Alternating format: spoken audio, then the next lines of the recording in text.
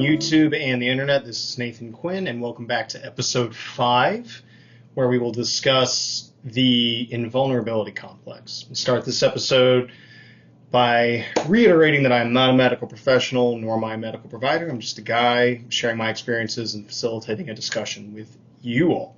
So the invulnerability complex, I think, is something that I didn't really observe or appreciate until a good way through my my own journey. The sword must bend or it will break. It must be tempered. So I think that analogy from the Conan remake, love it or hate it, of drawing a parallel between a sword and a mind is pretty fitting. They can both be sharpened, they can both be honed, but they can both be shattered or cracked if they're unyielding, if they don't bend, whenever they are repeatedly met with a strong oppositional force, right? They can both crack or chip. And that kind of goes back to what Ron Perlman's character was saying. It's got to bend or it will break. So I think that is a good segue to the invulnerability complex, right? So men, us dudes, I think we impose on ourselves a standard of toughness or invulnerability, for lack of a better term. We've all heard the tropes, be a man, don't be a pussy, don't be a bitch, man up. And, whether or not society still clings to that writ large is somewhat irrelevant, because I feel like as men, we do it anyway, right? So even if culturally we've moved beyond that, I think intrinsically in a lot of the male psyche, we do it to ourselves. There's this notion, I think, that we as men, can be and should be invulnerable, right? We have to be invincible. And sometimes that manifests as never showing signs of weakness, never letting ourselves be vulnerable, never talking about our emotions. I'm sure all the guys out there listening can relate to that, right? We tell ourselves whatever the problem is, we can handle it. Nobody else cares. Just shut up and deal with it, right? And I certainly did that. And I think based off my experiences, both what I've experienced and what I've seen, other people that I've interacted with, that mentality only amplifies when you look at men in, I'll call it high intensity professions. So whether that's first responders, military, even professional athletes, high demand, guys that continuously push themselves physically, mentally, psychologically. I think within each of those career fields, that the further you push yourself professionally, right, in athletes, guys that play high school ball in whatever sport, who end up playing college ball, who end up making it to the elite professional level. Similarly, if we juxtapose that with the military guys that start off in the regular military, who end up going into special operations community, who even make it up into the special mission unit capacity, a lot of those guys really inculcate that concept of invulnerability, of invincibility. And I think that definitely within special operations community, that was a common mentality. That's one of the reasons why that drew me to the SOF community, was that, one, you had to want to be there. You couldn't just, I kind of sort of feel like enlisting or getting a commission because it's something to do, right? Now you had to commit yourself to going through a grueling selection process in some way, shape, or form that was physically, mentally, and cognitively taxing, right? And if you didn't truly want to be there, for the most part, those folks who didn't would quit. And that's by design. So first of all, you had to want to be there. And secondly, one of the things I noticed was, on average, right, this is a hard rule, but on average, most of the folks within the special operations community were stronger, faster, overall in better shape than maybe, say, their general purpose counterparts, right? Again, that's not a hard rule. There are certainly those folks within, the regular Army, regular Navy, regular Air Force who are, peak physical condition, who could probably do just fine physically in the special operations community, but for whatever reason, they chose not to pursue that, and that's great. But on average, your average Green Beret is in better shape and smarter and faster and stronger than your average 11 Bravo. And again, I'm saying average, right? Having been both infantry and special forces. And that's one of those things that drew me to that environment. That's one of the things that draw a lot of people to the special operations community. But because of that, because the requirements are so high to gain entry into those communities and then stay in those communities, a lot of the folks who make it to that level, they develop an invulnerability complex. And that, I used to joke with my therapist, he was like, you're 10 feet tall and bulletproof, right? And that's a lot of what those guys, I think, develop that notion because of the things they've overcome. I remember thinking at certain points during the Q course, when I was, certain parts were really hard, SUT sucked, 18 Alpha course at certain points was challenging. And I was like, oh, come on, this sucks. I'm like, come on, Nate, if you want to be a Green Beret, you need to power through this. You need to get it done. Like, you have to get through this. And then I distinctly remember, like, once I made it through that process, once I graduated and got my Green Beret and got to a team, I remember thinking, when I would come up against other challenges, whatever they were, physically, mentally, emotionally, I was like, man, I'm a Green Beret. Like, I can deal with this. Like, there is nothing that I cannot do because of what I had become and what I had achieved. Almost like those problems are beneath me. This is like, just brush it off. This is nothing.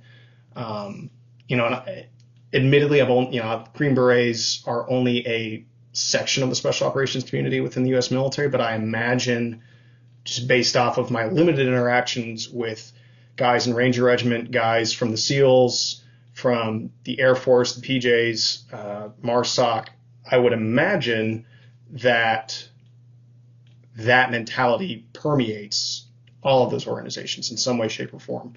Again, it's not 100% across the board. There are certainly probably people within those communities who don't have that mentality. But I would imagine it's probably more common than it is not. And so that was kind of my initial approach when I first became aware of my cognitive injuries, right? I was, my immediate impulse was, this happens to other people, not me. This doesn't happen to guys in my community. I'm a Green Beret. This doesn't happen to me, which obviously is patently false, right? Like, a lot of Green Berets, a lot of folks within the special operations community experience cognitive injuries. In fact, I think that, not only are we people who routinely experience those, but I think because of that aforementioned invulnerability complex, we either are in a stage of denial or, we just try to tackle it on our own, which again isn't necessarily a bad thing, like trying to deal with that on your own, but sometimes we do so too long to the point where it's detrimental. I'll take care of it on my own. I'll deal with it myself. I don't need any help. I can deal with this because I'm a Green Beret, right?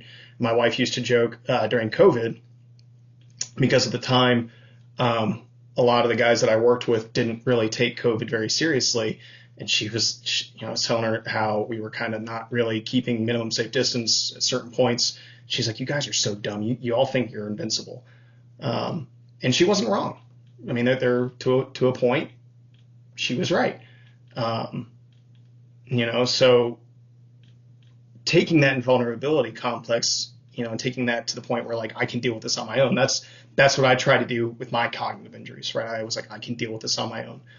And I did it really for three reasons. One, like I mentioned, I was in denial that it could happen to me. Like, this can't happen to me. This happens to other people, not me. There was a really good Calvin and Hobbes cartoon bit where, the house gets robbed, the family goes away on vacation, Calvin and his parents, and they leave Hobbes alone They come back and somebody had burglared their house and broken a bunch of stuff, stolen some things. And the mom says, this is always something that I thought only happened to somebody else. And the dad remarked that, we're all somebody else to somebody else. And so, kind of looking back at that, when I read it, I was like, oh, yeah, this happens to other people, not to me. Well, I'm other people to other people. So just thought that was interesting leading that to that point. But for this, the second reason was, I didn't want anybody to think I was weak or deficient. Again, going back to that invulnerability complex, that unwillingness to show weakness. And that's what I didn't want to do. And then the third reason was I didn't want to get kicked off my team. And that's kind of unique to, guys on teams or, guys in the Ranger Regiment, in platoons or whatever. A lot of guys will keep those injuries internal because they don't want to get removed from whatever operational organization they're on at the time. And I would imagine that a lot of those same three issues, maybe all of them, maybe only some of them, maybe some other ones that I didn't consider, pass through the minds of a lot of guys in the special operations community who are contemplating getting help. And these three things are really what delayed me from getting help. And I think of those three, one of the biggest ones, or probably the biggest one again, was, my concern over what other people would think of me. Again, going back to the previous episodes where I mentioned shame, that was the first hurdle I had to overcome. And I vividly remember sitting in my room, my teeny tiny little, like, itty bitty room on my deployment, my last deployment, and, reconciling the decision I had to make.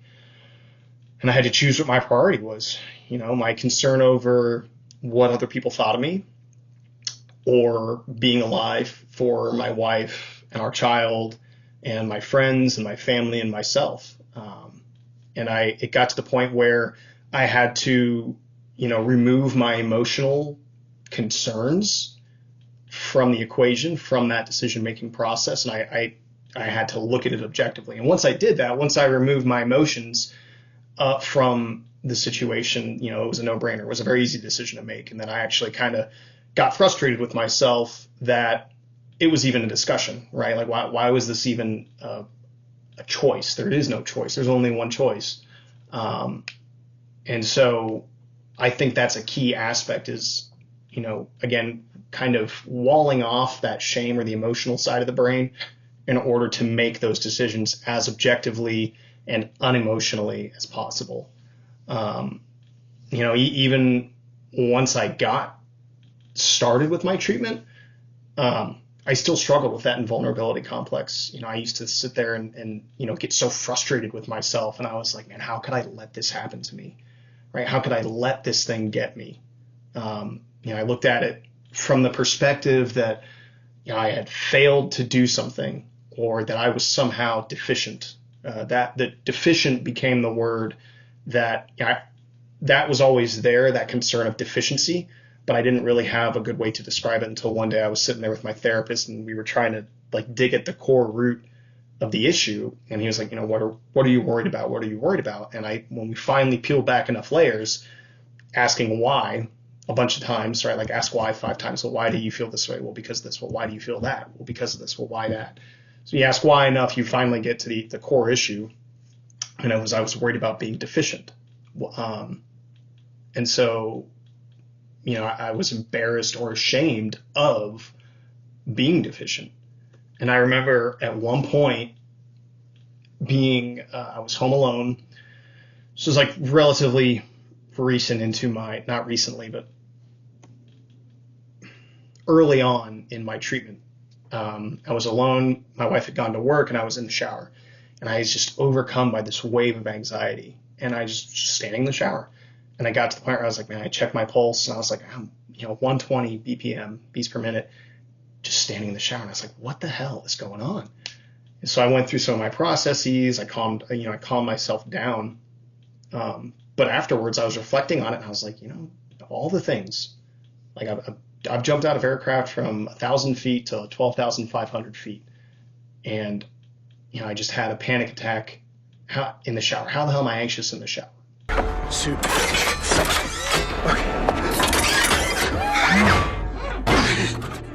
Check the heart, is it the brain? No sign of cardiac anomaly or unusual brain activity. Okay, so it's poison? My diagnosis is that you've experienced a severe anxiety attack. Me?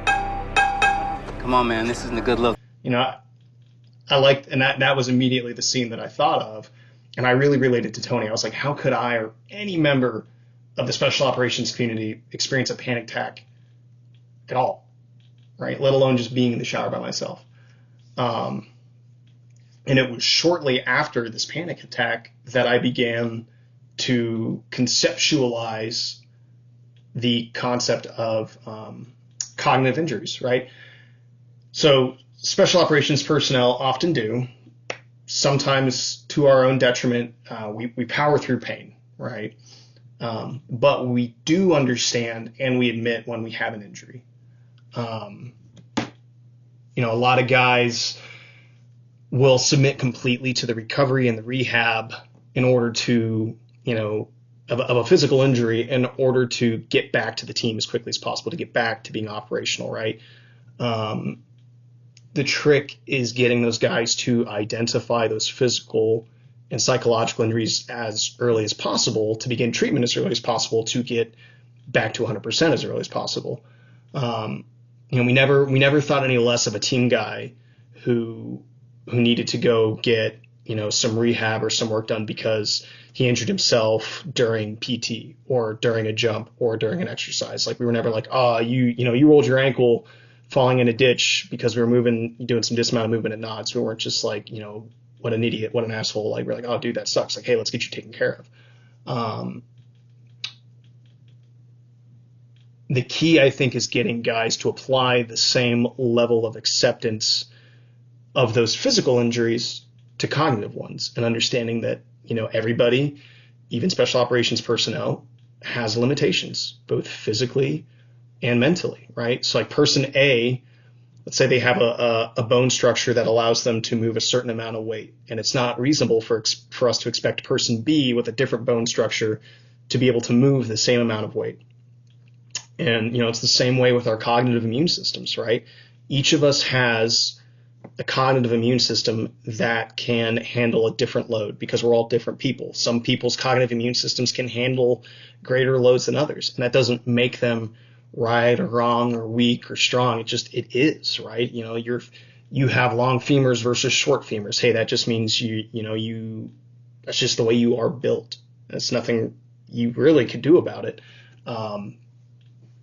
So getting that same level of acceptance towards our cognitive immune systems and cognitive injuries. When I was early in the journey, my one way to look, like one technique, right? So I was early on in my journey with my therapist, and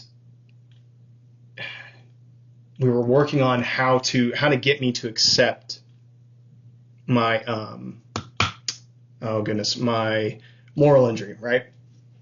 And so, you know, I was just unable to reconcile this. And so he's like, all right, we're gonna do a little thought experiment here. So I want you to imagine that you had a friend or a close family member who did the moral injury, exact same scenario, but this other person, right? And they come to me and they confide in me and they unburden themselves to me. You know, would you judge that person as harshly as you are judging yourself? Like, what would you say to that person? And I was like, oh, I'd be like, hey man, it's not that big of a deal. Like, it's okay. Let's go talk about it. We'll figure this out. Like, it's, you know, you're okay. Not that big of a deal. And he kind of just stared at me. Barry just kind of like looked at me and like waiting for the light bulb to click. And I was like, oh, you Miyagi'd me. Okay. All right. But this is me talking to Barry. I was like, it's so much easier to do that for somebody else, right? It's so much easier for us to look at somebody else and go, hey, it's okay, man. Like, don't worry about it. Not that big a deal. We'll take care of you.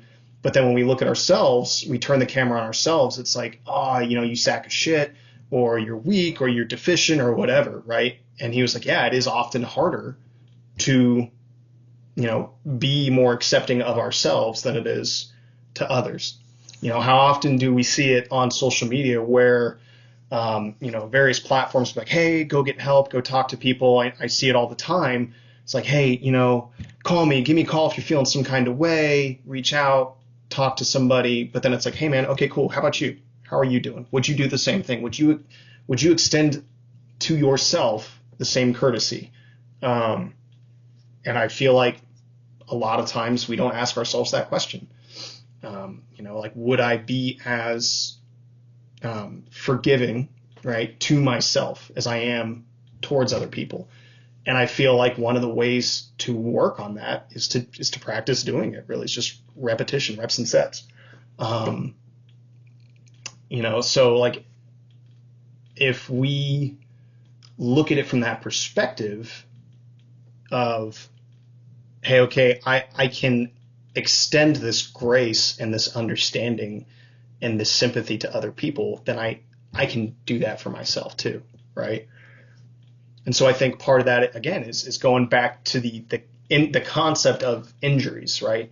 And just like our bodies, if we overtrain or overstress our bodies over time, right, we can develop a stress fracture, we can develop other overtraining injuries like muscle sprains, tears, breaks, right? I feel like our cognitive immune systems work the same way, right? If we increase the load too quickly or too much, you can create a stress fracture, or, for lack of a better term, or some other cognitive injury, right? But that isn't just because you overtrain or overburden your cognitive immune system too quickly doesn't mean there's no rehabilitation process for that, right? In the same way that you can rehab, regular stress fracture, regular sports injury, you can do the same for cognitive injuries. The difference, though, is that it is not nearly as prescriptive a process. There's no, again, do this many repetitions of this type of exercise to rehabilitate this muscle. Cognitive injuries are not the same way because everybody's different. Another thing to consider too with the overtraining is genetic predisposition, right? Just, people can be genetically predispositioned for certain illnesses like heart conditions, autoimmune disorders. If you have a family history of cognitive injuries, you might be at an increased risk of developing a cognitive injury. And that's not to scare people, right? And say, hey, just because you have a family history of skin cancer, you're going to get skin cancer. No, it just means you need to be aware of it and take extra precautions to put on sunscreen when you go outside, like me, because I'm a ginger. So understanding your family's history is important because that just increases your awareness. Like, hey, I'm starting to feel some kind of way. My family did have a history of this.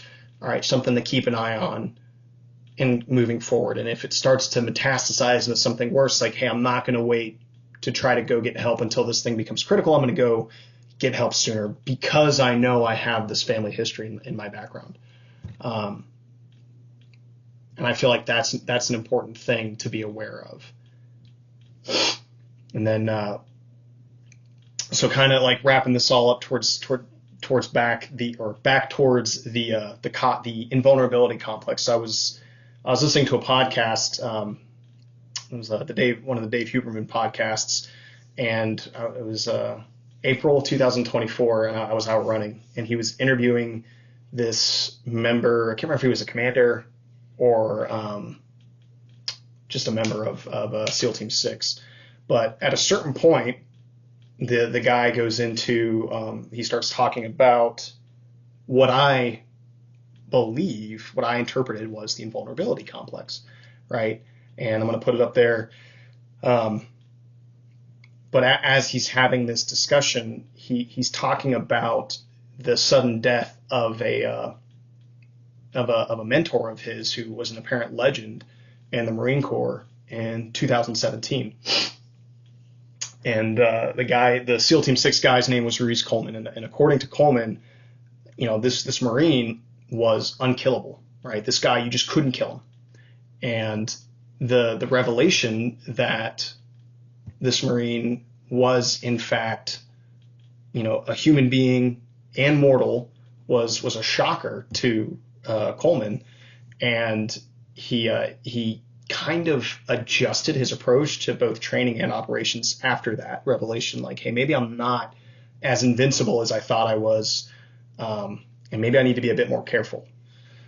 And so I think that is, a perfect example of that invulnerability complex and how it exists even at like the highest levels of the special operations community. And I think the reality is being aware of this vulnerability complex, that it exists, is key. And I think I don't want to say we need to shed it, because I think at certain points it's useful and even necessary, right? Like at certain points, you need to think you're invulnerable in order to, do hard things. Like, if you're standing on the ledge of the ramp at 15,000 or however fucking high I was, and they're telling you to jump, like at a certain point, you got to just be like, I'm going to be fine. This is going to be fine. I will be fine.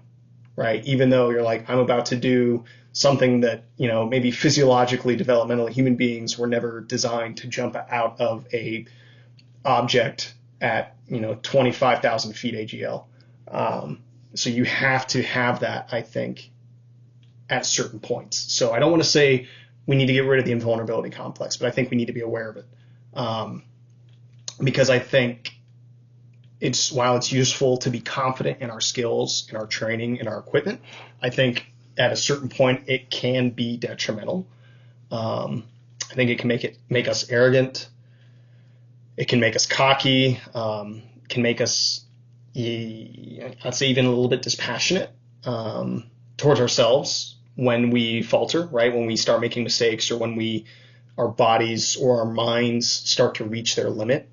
And I think that invulnerability complex can force us to be unsympathetic towards ourselves. And I think the reality is, like, we aren't 10 feet tall and bulletproof. Even though sometimes it's useful to think we are and to act like we are not. I think, we need to just be aware of our limitations and that we have limits. Everybody does. Even, guys in the special mission unit, even Olympians, everybody has a limit. And I think you just need to be aware of that and know what your limits are, both physically, cognitively, because, really without knowing what that limit is, you can't really ever expect to grow. If you never identify where that limit is, you're never going to expand beyond it or push beyond it. I think discovering and accepting our cognitive limitations is the first step, and an absolute must when it comes to treating cognitive injuries. I think I've definitely, I talked about this in the last episode, but I've definitely seen an increase in social media messaging for, men, particularly, not just because it's, June, which is, I believe, Men's Mental Health Month. But, it's okay to not be okay. I've seen that message a lot on social media lately. And I think it's very appropriate and maybe painfully obvious, but I think a lot of men really struggle with actually believing it and then applying it to themselves even more so, right? We might apply it to other people, but I think we're a little bit more apprehensive towards applying it to ourselves. And I think giving ourselves some grace, again, there's grace, I mentioned it earlier, is a very important aspect of treating cognitive injuries. So that wraps up episode 5. I appreciate you guys sticking around and listening. Please like the video, subscribe to the channel, leave a comment with your thoughts about some of the discussions we've had so far on some of the other episodes too. Maybe some things you want me to talk about in future episodes, or even just how you're doing, right? And then share the video with your friends, anybody you think would benefit from this. Just want to get the word out and try to help as many people as possible. Appreciate you guys and your time and you listening. And until the next episode, I'll see you then.